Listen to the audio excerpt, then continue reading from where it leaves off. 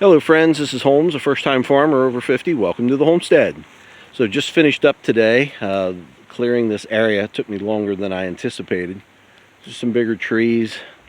Took quite a bit of work to get them all done, but we managed to get them down and cleared up. So you can see piles of wood here, and we'll show you more of that here in a minute. We're going to take a walk around.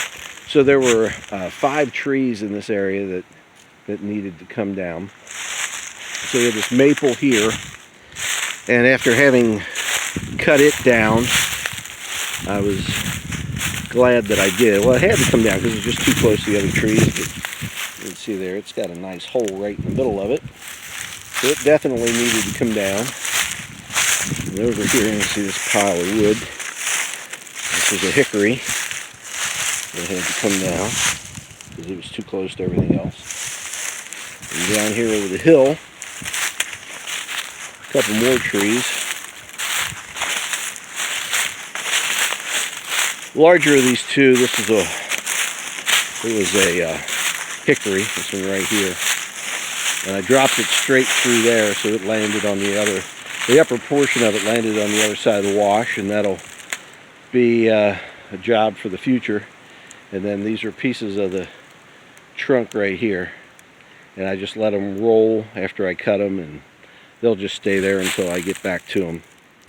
But it was a good sized tree. It had a diameter on it of about 14 or 15 inches. And then this maple over here, took it down too, and there's a pile of that.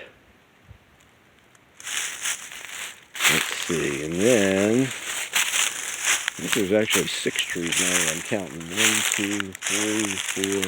Yeah, there's actually 6 trees. And then this one here, another hickory. It dropped right through there. Every single one of these dropped exactly as I wanted it to, except for the very last one, that maple over there. We'll talk about that in a minute. So right here you got a pile of hickory and maple. So that's good hardwood for future firewood. It's going to have to be split and taken up, but again, that's for the future. You can see that pile over there, looking back at it. Had this small pile here. These are just upper limbs and things. And then this is the one that gave me the most trouble. This maple right here. It was right in between that hickory and this hickory. It's way too close together, so it had to come down.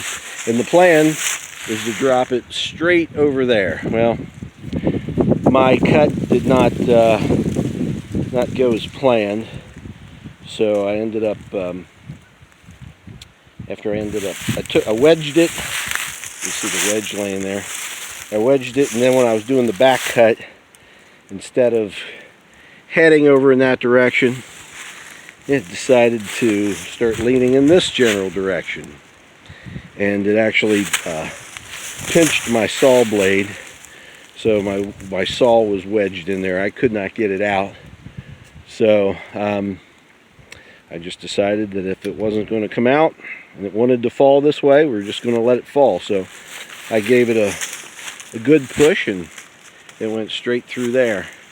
And then we ended up with that pile of logs there, and then, I don't know if you can tell or not, there's the wash up there. That's where the branches ended up. So turned out pretty well. Like I said, all the other trees, the other 5 fell exactly where I wanted them to go. Like I knew what the heck I was doing.